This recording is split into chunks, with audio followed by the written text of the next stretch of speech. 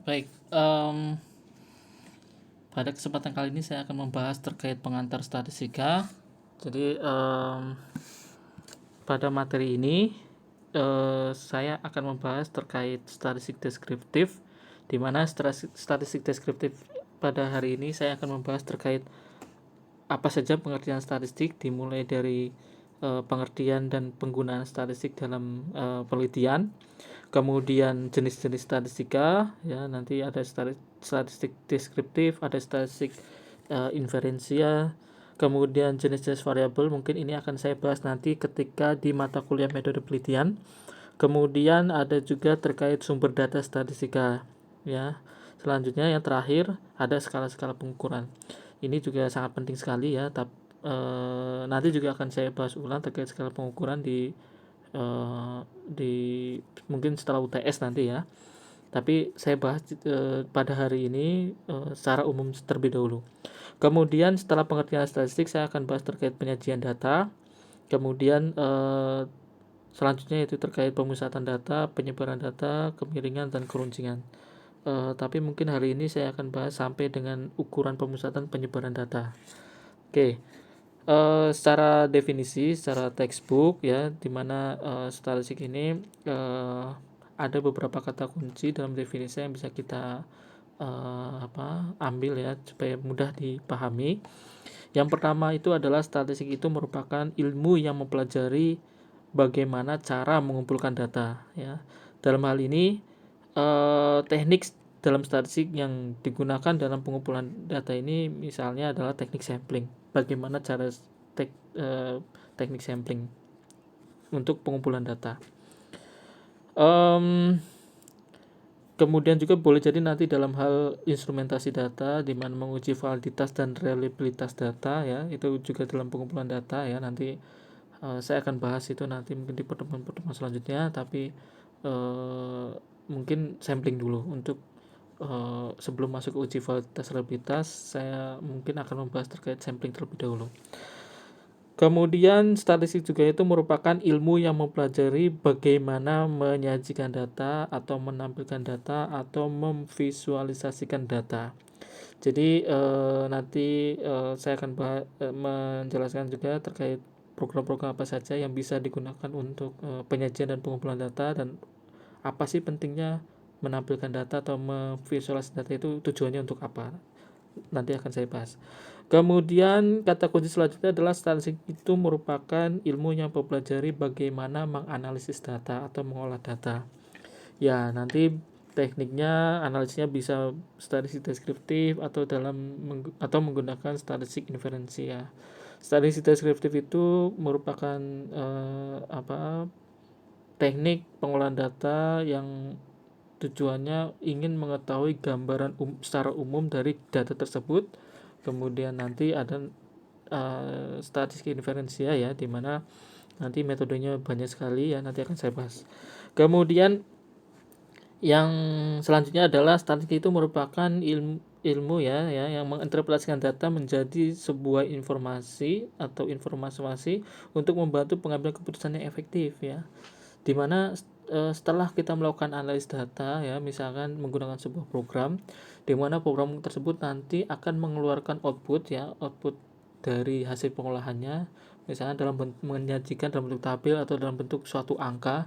Nah, meaning dari angka tersebut itu apa ya, interpretasi dari angka tersebut, nilai tersebut itu seperti apa ya. Jadi sehingga dapat disimpulkan ya, data sampel yang kita miliki, hasil pengolahan data sampel yang kita miliki, harapannya itu dapat mewakili atau dapat dapat diinterpretasikan terhadap populasi ya. Jadi seperti itu. Kemudian statistik itu dengan hubungannya, kegunaannya dengan penelitian ya. Jadi statistik itu merupakan sebuah tools untuk metode penelitian. Nanti semester 4 biasanya di manajemen dakwah itu ada metode penelitian ya di semester 4. Biasanya saya mengajar di semester 4 di MD itu metode penelitian. Mungkin semester depan mungkin ya ketemu lagi dengan saya mungkin. Ini sangat penting sekali statistik itu ya. Jadi dasar untuk melakukan metode untuk melakukan penelitian yang jenis kuantitatif ya. Statistik itu merupakan tools yang akan selalu beriringan ya untuk metode penelitian kuantitatif karena basisnya dalam penelitian kuantitatif merupakan basisnya adalah data ya, sehingga karena basisnya data maka pasti dalam perencanaannya, pelaksanaannya sampai dalam pengolahan datanya akan melibatkan statistik, sehingga statistik ini tidak mungkin dipisahkan dengan penelitian yang menggunakan kuantitatif. Jadi misalnya jenengan skripsi jenengan nanti kelak ingin menggunakan kuantitatif, maka jenengan ya paling tidak menguasai mata kuliah statistik ini ya. Jadi harus lulus mata kuliah ini ya, seperti itu. Kemudian selanjutnya adalah terkait statistik, jenis-jenis statistika ya. Statistik secara umum itu ada dua, ada namanya statistik deskriptif, yang kedua ada namanya statistik induktif atau statistik inferensia. Jadi statistik deskriptif itu pengolahan data ya, statistik yang tujuannya ingin mengetahui gambaran secara umum di mana data tersebut belum sampai atau belum bisa menyimpulkan ya data sampel yang jenengan miliki atau hasil dari pengolahan yang jenengan miliki itu mewakili ya, atau data sampel hasil pengolahan data sampel yang jenengan running itu belum bisa juga untuk menyimpulkan populasi. Jadi hanya sebatas gambaran umum dari data yang jenengan miliki ya, seperti itu. Yang pertama nanti materinya adalah terkait penyajian data, grafik atau visualisasi data ya, dimana visualisasi data ini nanti bisa menggunakan Excel, SPSS atau menggunakan Tableau. Kemudian tujuannya apa nanti akan saya bahas lebih lanjut di sub khusus penyajian data. Kemudian yang kedua adalah ukuran pemusatan data, nanti ada rata-rata, mean, median, modus. Kemudian yang ketiga ukuran penyebaran data, itu terkait dengan nanti variance mungkin ya. Apa itu nanti saya bahas. Kemudian statistik induktif atau statistik inferensi. Nah, di sini berbeda dengan statistik deskriptif yang hanya menjelaskan data secara umum. Dalam statistik inferensi ini lebih detail ya, karena hasil pengelolaan yang jenengan peroleh dari output sebuah program, misalnya menggunakan program, maka data tersebut harapannya dapat diinterpretasikan juga untuk populasi. Jadi meskipun data jenengan sampel ya, tapi harapannya dapat kesimpulan juga dapat juga mewakili untuk populasi, seperti itu. Materinya nanti mungkin ada pengujian hipotesis nanti ya. Pengujian hipotesis itu nanti metode statistiknya nanti bisa ada uji Z, uji T, kemudian uji T itu nanti ada uji T 1 sampel, ada uji T 2 sampel, ada 2 sampel berpasangan, ada 2 sampel tidak berpasangan. Ada juga sih nested ya, tapi nanti di ANOVA itu nanti. Tapi saya tidak tahu dibahas tidak, nanti kita lihat nanti. Selanjutnya selain uji T juga ada namanya ANOVA. ANOVA nanti ada ANOVA 1 arah, ada ANOVA 2 arah ya. Ada nanti nested ANOVA begitu. Tapi mungkin akan saya bahas mungkin ANOVA 1 arah dan ANOVA 2 arah. Nah, itu nanti itu adalah materi atau metode statistik di pengujian hipotesis. Mungkin itu nanti materinya setelah UTS. Selanjutnya adalah korelasi dan regresi. Jadi ketika penelitian jenengan ingin mengetahui hubungan antar variabel ya, di mana jenengan ingin mengetahui kekuatan hubungan antar variabel, antara variabel X1 dengan X2 misalkan, maka jenengan bisa menggunakan korelasi. Selain mengetahui kekuatan hubungan antar variabel, juga dalam korelasi itu jenengan bisa mengetahui hubungannya itu apakah positif atau negatif. Dampaknya bagaimana ketika positif, dampaknya bagaimana ketika negatif, akan saya bahas lebih lanjut. Selanjutnya adalah regresi, di mana regresi ini selain bisa mengetahui hubungan antar variabel independen terhadap variabel dependen, ya, juga nanti akan mengetahui seberapa besar sih sumbangsi variabel independen terhadap variabel dependen. Artinya misalkan seberapa besar sih sumbangsi variabel X1 terhadap Y, misalnya begitu. Selain itu juga regresi juga bisa mengetahui seperti hubungannya positif atau negatif begitu ya. Kemudian juga bisa untuk pemodelan, pemodelan, kemudian bisa untuk prediksi begitu ya. Nanti akan saya bahas lebih detail di materi analisis regresi, di mana itu juga setelah UTS.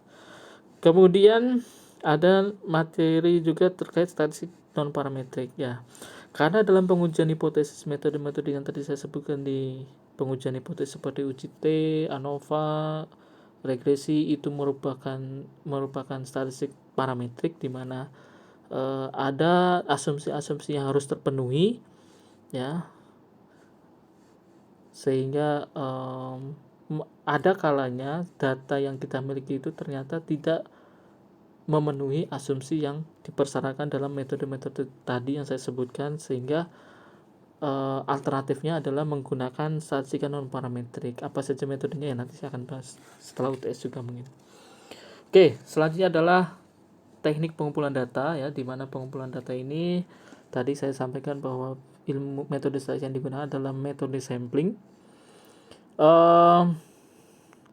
Metode sampling ini nanti ada dua hal yang harus dengan pahami, yaitu populasi dan sampel.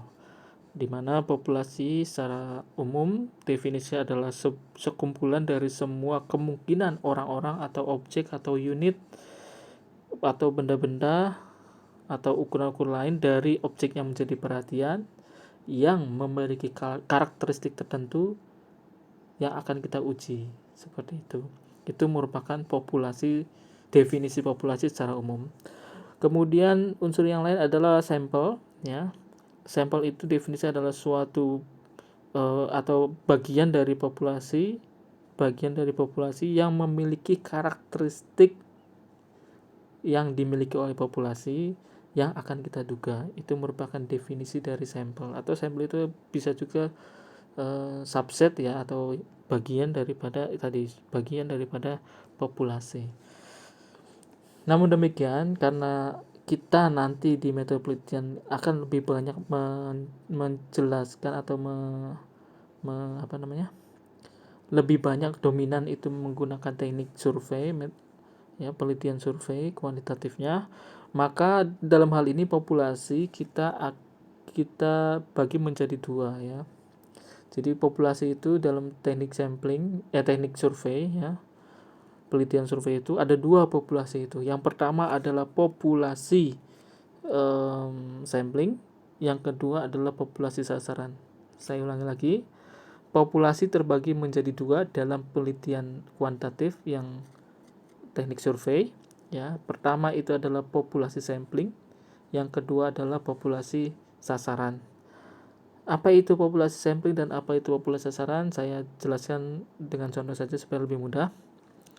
Misalnya saya ingin meneliti bagaimana persepsi mahasiswa terkait dengan pelayanan yang ada di UIN Wali Songo misalkan. Contohnya adalah seperti itu. Penelitiannya terkait seperti itu. Sehingga jenengan harus mendefinisikan apa itu populasinya. Nah, karena penelitian yang jenengan gunakan itu adalah penelitian kuantitatif dan menggunakan teknik survei, ya, jenengan definisikan terlebih dahulu populasinya, yaitu ada populasi sampling dan ada populasi sasaran. Di mana populasi samplingnya itu adalah semua mahasiswa UIN Wali Songo. Semua mahasiswa aktif ya, yang terdata aktif di UIN Wali Songo ya. Jadi semua mahasiswa UIN Wali Songo. Misalnya contoh saja datanya misalkan 10.000, misalkan jumlah mahasiswa aktif di UIN Wali Songo itu ada sebanyak 10.000 orang. Nah, Kemudian karena jenengan ingin mengetahui tadi ya, penelitiannya itu ingin mengetahui persepsi mahasiswa terkait pelayanan.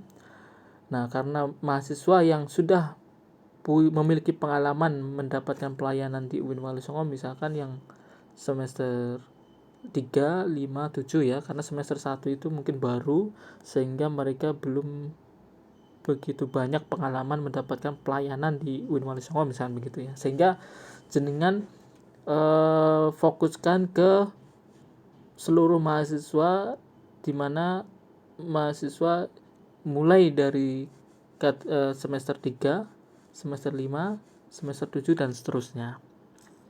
Nah, dalam populasi sasaran ya, definisinya adalah seperti tadi, misalkan jumlah tadi populasi samplingnya adalah seluruh mahasiswa UIN Wali Songo sejumlah 10.000 orang misalkan contohnya ya 10.000 itu adalah contoh.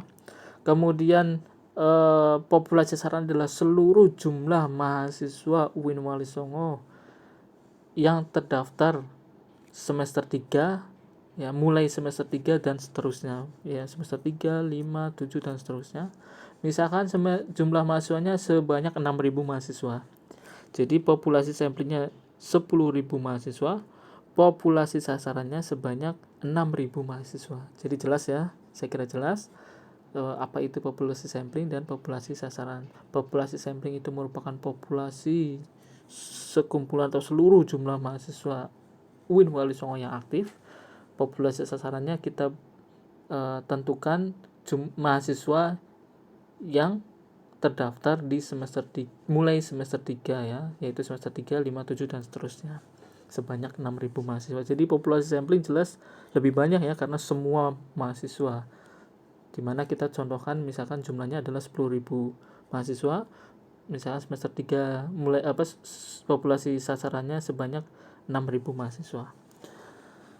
Jadi itu merupakan definisi, kita definisikan dulu ya populasinya itu. Kemudian sampelnya nanti kita akan hitung jumlahnya ya. Nanti mungkin minggu depan jumlah mahasiswa yang terpilih itu jumlahnya berapa dari populasi sasaran yang sudah kita definisikan sebanyak 6.000 mahasiswa ya. Nanti kita tentukan jumlah sampelnya berapa. Nanti boleh jadi dari 6.000 mahasiswa atau dari populasi sasaran sebanyak 6.000 mahasiswa, nanti boleh jadi hanya terpilih misal nanti kita hitung lebih lanjut di minggu depan. Misalkan diperoleh dari 6.000 mahasiswa, kita peroleh jumlah sampelnya sebanyak misalnya 300 mahasiswa saja misalnya begitu jumlah sampelnya. Nanti dari 300 sampel yang kita 300 jumlah sampel 300, kita tentukan mahasiswa mana saja yang terpilih sebagai sampel, di jurusan mana, di fakultas mana begitu ya. Bisa menggunakan teknik simple random sampling, bisa menggunakan teknik sampling sistematis, bisa menggunakan teknik sampling cluster, bisa menggunakan teknik sampling strata misalnya begitu. Apa itu simple random sampling, apa itu sistematis, apa itu cluster, apa itu strata, nanti akan saya bahas ya. Jadi nanti saya akan membahas 4 jenis teknik sampling yang ada di metode survei ya. Meskipun nanti metodenya banyak, tapi yang akan bahas di mata kuliah ini hanya 4 saja. Seperti itu. Selanjutnya terkait dengan data, jenis-jenis data. Jadi secara umum data terbagi menjadi dua, ada namanya data kualitatif, ada namanya data kuantitatif. Data kualitatif ini dalam bentuk redaksi ya, masih dalam bentuk redaksi, misalnya jenis kelamin, jurusan ya, jenis kelamin ada laki-laki, ada perempuan, jurusan ada misalnya di fakultas dakwah ada BPI, KPI, MHU, MD, kemudian PMI dan S2 KPI misalnya begitu ya. Nah, itu kan masih dalam bentuk redaksi. Atau fakultas ya, ada fakultas dakwah, fakultas syariah, fakultas usuluddin, ada fakultas saintek dan seterusnya. Jadi itu masih dalam bentuk kualitatif. Nah, harapannya nanti kita konversikan data kualitatif tadi ke dalam bentuk angka. Karena kita akan menganalisis dalam bentuk angka, karena software atau program, sebagian program itu mengharapkannya itu angka, bukan dalam bentuk redaksi, sehingga perlu kita konversi. Misalnya jenis kelamin saya coding 1, perempuan saya coding 2, atau sebaliknya, perempuan saya coding 1, laki-laki saya coding 2. Kemudian jurusan BPI saya coding 1, KPI saya coding 2, MHU saya coding 3, MD saya coding 4, kemudian PMI saya coding 5, misalnya begitu, dan seterusnya. Itu merupakan data kualitatif. Selanjutnya ada namanya data kuantitatif. Data kuantitatif itu terbagi menjadi dua, yaitu ada data diskrit dan data kontinu. Data diskrit ini biasanya dalam bentuk bilangan bulat ya. Misalnya adalah jumlah mahasiswa. Jumlah mahasiswa kan pasti genap ya. Maksudnya pasti bulat, jumlahnya bisa 100, 200, 300 dan seterusnya. Tidak ada ceritanya jumlah mahasiswa sebanyak 100,5, kan nggak mungkin ya. Jadi pasti bulat ya angkanya itu. Atau boleh jadi misalkan jumlah nilai zakat, kalau zakat mungkin karena kita ada kontinu. Kalau data diskrit misalkan contohnya jumlah fakultas kan begitu, jumlah jurusan, jumlah fakultas ada berapa, jumlah jurusan ada berapa, kan begitu. Karena nggak mungkin ada jumlah jurusan sebanyak 4,5, kan nggak mungkin ya. Seperti itu. Selanjutnya kalau data kontinu itu biasanya umumnya dalam bentuk desimal. Misalkan tadi nilai zakat, misalnya nilai zakatnya adalah 2.639.600 rupiah, ada komanya misalkan, 21 misalnya begitu. Misalnya ada komanya misalnya begitu ya, sampai detail. Atau misalkan berat badannya misalkan 50 kg atau 50,3 kg, kan bisa jadi begitu. Berat badan kan bisa jadi tidak bulat ya, jadi ada desimalnya, misalkan 65,7 kg misalnya begitu. Atau jaraknya 10,1 km misalkan, atau luas tanah sebanyak misalkan sebesar 72,5 meter persegi misalnya begitu. Jadi data diskrit merupakan dalam bentuk bulat ya, nilainya pasti bulat, tidak mungkin ada komanya. Kemudian ada data kontinu. Data kontinu dalam bentuk desimal. Selanjutnya ada lagi sumber data statistik. Jadi ketika kita melakukan penelitian kelak, datanya bisa dalam bentuk berasal dari data primer maupun bisa jadi berasal dari data sekunder. Data primer ini jenengan ambil langsung dari, bisa langsung ya, wawancara langsung dengan responden, boleh jadi wawancara tidak langsung dengan responden, atau jenengan sudah menyiapkan kuesioner baik secara offline maupun online, misalnya pakai Google Form misalnya gitu ya. Jadi data yang diambil langsung ya, jenengan mengukur suatu variabel apa, kemudian variabel tersebut jenengan ukur langsung dengan melalui respondennya langsung, misalnya begitu. Datanya langsung diperoleh dari responden. Nah, untuk data sekunder itu data yang berasal dari pihak ketiga, misalnya melalui instansi. Misalnya jenengan meneliti terkait zakat. Nah, jenengan tidak perlu mendata nilai zakat ya seluruh penduduk misalnya begitu, yang kamu ya butuh waktu, butuh biaya dan sumber daya yang luar biasa.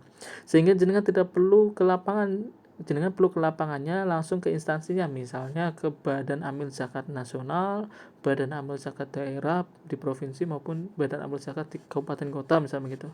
Atau jenengan bisa langsung ke websitenya Badan Amil Zakat kan begitu ya. Karena sudah ada datanya online begitu, jenengan tidak perlu ke lapangan. Jenengan tinggal membuka website Badan Amil Zakat, jenengan butuh nilai zakat atau potensi zakat di kabupaten mana, apakah datanya itu potensi zakat berdasarkan provinsi atau berdasarkan kabupaten kota, itu sudah ada di website Badan Amil Zakat. Atau jenengan mau meneliti terkait potensi dakwah misalkan, itu misalkan jenengan butuh ambil datanya, misalkan salah satu variabelnya adalah jumlah santri, jumlah kiai misalkan di suatu, atau guru ngaji misalnya begitu ya, di suatu kabupaten kota ya. Jadi di Kementerian Agama ya, di mana di website itu ada direktorinya ya, direktori pondok pesantren itu bisa diketahui jumlah kiai, jumlah guru ngaji, jumlah santri berdasarkan provinsi, juga berdasarkan kabupaten kota ya. Jadi jenengan tidak perlu mendata di kota Semarang, misalkan di suatu pondok pesantren jumlah santrinya berapa, jumlah guru ngajinya berapa, wah itu butuh biaya dan sumber daya besar ya. Itu sudah ada rekapannya, sudah ada datanya di Kementerian Agama. Kita tinggal buka website Kementerian Agama atau kita datang langsung ke Kementerian Agama ya, kita mengambil data di sana. Itu seperti itu merupakan data sekunder, data yang sudah atau data yang diambil dari instansi lain yang sudah mengumpulkan data. Jadi dikumpulkan dulu oleh Kementerian Agama atau dikumpulkan oleh Badan Amil Zakat. Nah, kita ambil di instansi tersebut. Jadi jelas ya, saya kira terkait data primer dan data sekunder. Selanjutnya adalah terkait statistik deskriptif. Jadi statistik deskriptif ini kaitannya tadi ya sudah saya jelaskan secara jelas ya tadi depan, bahwa statistik deskriptif ini masih analisisnya itu belum sampai pada kesimpulan dari data sampel yang jenengan miliki atau hasil analisis yang jenengan miliki itu belum sampai untuk menginterpretasikan kesimpulan populasi. Jadi masih berbicara atau masih menjelaskan seputar data yang jenengan miliki, karakteristik data yang jenengan miliki itu secara umum itu statistik deskriptif. Nanti bisa menggunakan diagram atau grafik atau menggunakan ukuran pemusatan penyebaran data. Sedangkan statistik inferensi tadi sudah saya sampaikan, itu sudah dapat sampai menguji atau memprediksi atau menaksir karakteristik populasi yang diproyeksikan berdasarkan data sampel yang kita miliki. Seperti itu. Saya mau langsung ke sini, ke tipe dan skala data statistik ya. Jadi dalam tadi di awal sudah disampaikan bahwa dalam statistik itu ada data kualitatif ya, sedangkan karena kita merupakan metode kuantitatif, maka harapannya data-data kualitatif tadi itu kita konversi atau decoding ya, dari yang semula dalam bentuk redaksi atau dalam bentuk kualitatif menjadi kuantitatif dalam bentuk angka-angka. Nah, dalam pengkodean tersebut atau dalam konversi tersebut itu ada ketentuannya, atau nanti dari data yang sudah kita coding itu nanti bisa diklasifikasikan ke dalam satu skala data statistik tertentu. Nah, di sini ada 4 skala data statistik ya. Jadi dalam statistik itu ada 4 skala data. Yang pertama itu adalah nominal, di mana data nominal itu, supaya mempermudah saya langsung saja kata kunci apa yang harus jenengan hafalkan dan contohnya seperti apa nanti saya jelaskan seperti itu saja agar lebih mudah dipahami. Yang pertama adalah data atau skala nominal. Jadi skala nominal itu kata kuncinya satu, yaitu membedakan ya. Jadi nominal itu kata kuncinya membedakan. Saya ulangi lagi ya. Contohnya misalkan jenis kelamin. Jenis kelamin saya coding 1 untuk laki-laki, perempuan saya coding 2. Atau sebaliknya, perempuan saya coding 1, laki-laki saya coding 2. Coding 1-2 atau konversi 1-2 tersebut tujuannya hanya membedakan saja, meskipun secara matematik angka 2 itu lebih baik atau lebih tinggi daripada 1 ya, 2 itu lebih baik daripada 1, tapi dalam pengkodean di sini tujuannya hanya membedakan. Bukan berarti meskipun perempuan saya coding 2 ya, bukan berarti perempuan lebih baik daripada laki-laki, atau sebaliknya, laki-laki saya coding 2 bukan berarti laki-laki lebih baik daripada perempuan, misalnya begitu. Jadi data nominal itu tujuannya satu, hanya untuk membedakan saja. Atau contoh lain misalkan jurusan BPI saya coding 1, KPI saya coding 2, MD saya coding 3, PMI saya coding 4, MHU saya coding 5, misalnya begitu. Jadi meskipun MHU itu saya coding 5 bukan berarti MH itu lebih baik ya. Jadi 5 di situ hanya membedakan saja, 1 2 3 4 5 hanya membedakan saja. Tidak ada yang lebih baik, semuanya sama, hanya membedakan saja. Seperti itu. Kemudian yang kedua adalah data ordinal. Data ordinal ini kata kunci ada dua, yaitu membedakan. Selanjutnya adalah ada tingkatan. Saya ulangi, kata kuncinya ada dua, ordinal. Yang pertama itu adalah membedakan, yang kedua adalah ada tingkatan. Contohnya adalah tingkat pendidikan, misalkan saya 1 untuk tidak tamat SD, 2 tamat SD, 3 tamat SMP sederajat ya, 4 tamat SMA sederajat, 5 tamat perguruan tinggi, misal begitu. Jelas ya, perguruan tinggi itu lebih baik daripada SMA, tamat SMA lebih baik daripada tamat SMP, tamat SMP lebih baik daripada tamat SD, tamat SD lebih baik ketimbang tidak tamat sama sekali. Jadi itu sebabnya perguruan tinggi saya coding 5 ya, karena di situ ada tingkatannya, nilai angka 1, 2, 3, 4, 5 selain membedakan, tujuannya membedakan antar data tadi, juga tujuannya itu adalah ada tingkatan ya. 1, 2, 3, 4, 5 tadi perguruan tinggi jelas lebih baik daripada pendidikan SMA, SMP, SD begitu. Contoh lainnya adalah misalnya pendapatan golongan dalam pegawai misalnya. Golongan 1 misalnya di pegawai negeri itu ada golongan 1, golongan 2, golongan 3, golongan 4.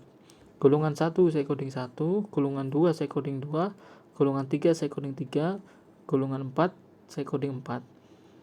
Jelas golongan 4 itu lebih baik 3, 2, dan 1 karena jelas golongan 4 itu gajinya lebih besar ya ketimbang golongan 3, 2, dan 1. Sehingga coding 1, 2, 3 itu selain untuk membedakan juga untuk menentukan ada tingkatan di sana ya. 1, 2, 3, 4-nya ya. Seperti itu.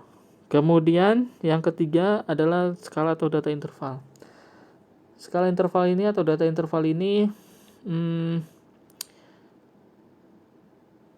seperti dalam ketika jenengan setiap semester ya, akhir semester itu jenengan pasti diwajibkan mengisi sebuah kuesioner terkait pembelajaran terkait akademik ya, terkait akademik. Dalam kuesioner tersebut responnya biasanya ada 4 ya, ada 4 misalnya, 4 atau 5 begitu ya. Misalkan ada 4, ada sangat setuju, ada setuju, ada tidak setuju, ada sangat tidak setuju. Misalnya saya coding sangat setuju itu saya coding 4, setuju saya coding 3, tidak setuju saya coding 2, sangat tidak setuju saya coding 1 ya. Jadi data interval ini selain ada membedakan juga ada tingkatan ya, dan tingkatannya sama 1, 1, 1, 1 begitu ya. Sangat setuju, setuju, tidak setuju, sangat tidak setuju. 4, 3, 2, 1 misalnya begitu, kita coding seperti itu. Tujuannya supaya komputer bisa merunning ya data tersebut. Kemudian ada juga data rasio ya, atau skala rasio. Skala rasio itu seperti data kontinu yang tadi saya sebutkan di awal, misalnya berat badan, kemudian tinggi badan, kemudian pendapatan, nilai mahasiswa, nilai UTS begitu ya, nilai UAS dan seterusnya. Karena di situ dimungkinkan variabel tersebut mungkin ada kemungkinan nilainya itu dalam bentuk desimal. Nah, maka itu disebut data rasio. Jadi kalau dibuat lingkaran yang paling dalam itu adalah nominal, di atasnya nominal itu ada ordinal, di luar ordinal itu ada interval, di luar interval paling luar itu adalah rasio, seperti itu. Jadi ini sangat penting sekali. Skala ini tujuannya nanti dalam penentuan metode statistik mana yang paling tepat ya. Nanti misalnya di korelasi ya, misalnya korelasi produk momen itu ada syaratnya itu skala datanya apa, produk momen itu syarat datanya itu skalanya apa. Nah, ini harus paham ya. Nanti saya bahas ulang nanti di mata kuliah korelasi terkait skala data ini. Kemudian saya lanjut langsung ke penyajian data. Jadi seperti yang saya sampaikan di awal ya, penyajian data ini atau visualisasi data ini adalah pintu gerbang masuk pembaca ya, tertarik membaca penelitian kita atau tidak. Semakin baik kita menampilkan data, semakin tertarik juga pembaca untuk mempelajari atau membaca penelitian kita. Dalam hal ini misalkan mahasiswa ya, semakin baik mahasiswa tersebut menyampaikannya dalam bentuk grafik yang sangat bagus misalnya begitu, kemungkinan pembimbing atau penguji itu tertarik mau melihat grafiknya dan mempelajari data yang ada di situ, kemungkinan begitu ya, seperti itu. Sehingga kalau bisa dalam penyajian data ya yang bagus ya, dimana grafik itu ada beberapa jenis, banyak sekali, bisa dalam bentuk grafik batang atau bar chart, line chart, pie chart, atau interactive chart, atau nanti ada scatter plot, ada lagi jaring laba-laba dan seterusnya. Ini bisa menggunakan Excel ya. Di Excel itu bisa semua ini, bar chart, line chart, pie chart begitu ya. Di Excel juga ada ada diagram jaring laba-laba begitu ya. Jadi kalau jenengan pakai Excel 2013 dan ke atas, itu di Excel itu ada menu ya, ada fungsi. Ketika kita punya data ya, datanya seperti apa, nanti Excel akan merekomendasikan grafik mana atau chart mana yang paling sesuai dengan data yang jenengan miliki. Misalkan datanya adalah, misalkan jenengan punya data di suatu sheet Excel gitu ya, jenengan tinggal blok datanya, kemudian klik insert. Di bagian chart itu nanti ada di pojok, di sebagian sebelah kanannya itu ada recommend chart. Nah, jadi kalau kita klik itu, nanti Excel akan menentukan grafik mana atau chart mana yang sesuai dengan data yang jenengan miliki. Dia akan menentukan, oh datanya karena kategori maka akan lebih tepat, maka Excel menentukan tepatnya itu menggunakan grafik pie chart begitu. Atau ada pilihan lain misalnya di situ menggunakan bar chart misalnya begitu. Jadi nanti Excel akan merekomendasikan grafik mana yang paling tepat. Kalau Excel tidak menggunakan Excel, nanti ada juga misalnya menggunakan SPSS. Atau mau lebih bagus lagi, ada namanya itu program itu Tableau. Jadi Tableau itu program khusus yang dirancang untuk membuat grafik. Misal data jenengan dalam bentuk kewilayahan. Misalkan tadi potensi zakat, misalkan potensi zakat di Indonesia berdasarkan provinsi, atau potensi zakat berdasarkan kabupaten kota misalkan gitu. Atau misalkan potensi dakwah misalkan begitu ya, berdasarkan kota atau berdasarkan provinsi atau nasional begitu. Nah, kalau datanya itu kewilayahan, nah itu bisa dalam bentuk peta ya. Dalam bentuk peta mapping, nanti Tableau akan membuatkan datanya, yang penting datanya dalam bentuk kewilayahan, dalam bentuk tadi kabupaten kota atau provinsi. Kalau nasional provinsi, kalau berdasarkan provinsi nanti datanya adalah kabupaten kota. Nanti Tableau bisa menampilkan dalam bentuk mapping yang itu tidak bisa dibuat atau ditampilkan di Excel ya atau SPSS. Jadi Excel dan SPSS masih terbatas, belum bisa membuat dalam bentuk peta. Nah, di Tableau itu sudah bisa dalam bentuk peta ya, dan jenis-jenis tabel grafik yang lain begitu. Untuk di Tableau lebih lengkap kalau di Tableau. Oke, selanjutnya saya akan bahas terkait ukuran pemusatan dan penyebaran. Nah, tapi saya akan lebih bahas terkait rata-rata ya. Saya kira median dan modus itu mudah dipahamin ya. Modus itu ada nilai yang paling sering banyak muncul, median itu adalah nilai tengah, dan rata-rata ini yang paling banyak sering digunakan yaitu rata-rata hitung ya. Yang paling sering banyak digunakan itu di dalam statistik deskriptif di penelitian, salah satunya adalah rata-rata. Dalam menggunakan rata-rata, kita harus perhatikan data yang kita miliki. Jangan sampai ya, karena sifat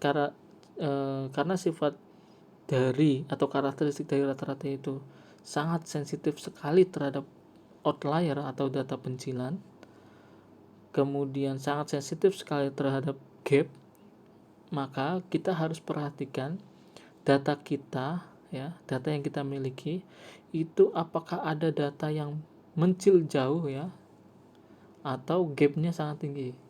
Contoh misalnya terkait data zakat tadi, misalkan kita ingin meneliti terkait potensi zakat di Jawa Tengah. Nah, misalkan di provinsi Jawa Tengah itu ada wilayah, ya, di mana zakatnya itu potensi zakatnya tinggi, sangat tinggi. Misal angkanya adalah 1 miliar misalkan. Ini misal saja 1 miliar. Kemudian ada daerah itu potensi zakatnya rendah, misalkan hanya 10 juta misalnya, ini misalnya. Nah, tapi secara umum itu rentang data potensi zakatnya itu di kabupaten kota yang lain itu seputaran rentang antara 100 sampai 200 juta misalnya. Jadi ada data yang mencil, ya, 1 miliar dan 10 juta. Nah, ini kan bisa sangat bias begitu, ya. Nanti rata-ratanya nilai rata. Misalnya diperoleh nilai rata-ratanya itu adalah sekitar 500 juta misalnya begitu. Padahal datanya itu, ya, yang 1 miliar dan 10 juta itu hanya sedikit gitu, ya. Hanya beberapa saja lah. Jadi padahal tidak potensi zakat di satu provinsi itu kecil, kecil, ternyata karena ada nilai yang sangat melonjak tinggi hanya satu misalnya atau dua beberapa, sehingga jadinya itu rata-ratanya menjadi ke atas begitu, sehingga itu tidak representatif ya angkanya itu. Atau misalnya seperti pendapatan, misalkan di satu kota misalnya ya, datanya itu ada pendapatan dari suatu penduduk itu, beberapa penduduk pendapatan per bulan itu misalkan hanya 100 sampai 500 ribu lah misalnya gitu.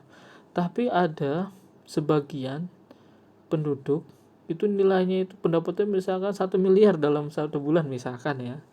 Nah, ketika dibuat rata-rata, diperoleh rata-rata pendapatan di provinsi atau di kabupaten tersebut, pendapatannya itu bisa sampai 200 juta misalnya. Nah, kan jadi tidak representatif dengan data kenyataannya, kan begitu. Karena nyatanya kan ada penduduk yang nilainya itu, pendapatannya itu di bawah 1 juta begitu loh. Tapi dalam laporannya rata-ratanya ternyata 200 juta pendapatan per bulannya, kan begitu. Sehingga hati-hati dalam membuat atau menghitung rata-rata. Perhatikan apakah gapnya itu sangat tinggi atau ada outlier atau tidak dalam menghitung rata-rata atau menganalisis statistik deskriptif rata-rata ini, ya. Jadi diperhatikan. Nah, itu kalau datanya seperti tadi itu akan kelihatan dalam ukuran penyebaran datanya, misalnya dalam standar deviasinya misalnya, atau ya standar deviasinya. Semakin tinggi nilai data standar deviasi, maka semakin beragam datanya. Semakin kecil nilai standar deviasinya, maka semakin kecil data tersebut bervariasi. Jadi kalau standar deviasinya besar misalnya gitu, ya, misalkan 50 gitu, ya. Nah, berarti itu datanya itu bervariasi. Nah, itu hati-hati. Dicek apakah ada gap yang sangat tinggi di data tersebut. Kalau ada gap yang sangat tinggi, hati-hati dalam membuat rata-ratanya. Kalau bisa ya dibuat klasifikasi saja, misalkan kategori 1 rata-ratanya sekian, kategori 2 rata-ratanya sekian, kategori 3 rata-ratanya sekian. Kenapa dibuat tiga kategori ini? Ya karena tadi ada kelompok-kelompok yang datanya itu variasinya itu sangat gapnya itu sangat tinggi, sehingga dibuat kategori seperti tadi. Jadi seperti itu, ya, pengantar statistik dasar di pertemuan hari ini. Saya kira itu dulu. Kita lanjutkan dengan diskusi, ya. Saya akhiri. Assalamualaikum warahmatullahi wabarakatuh.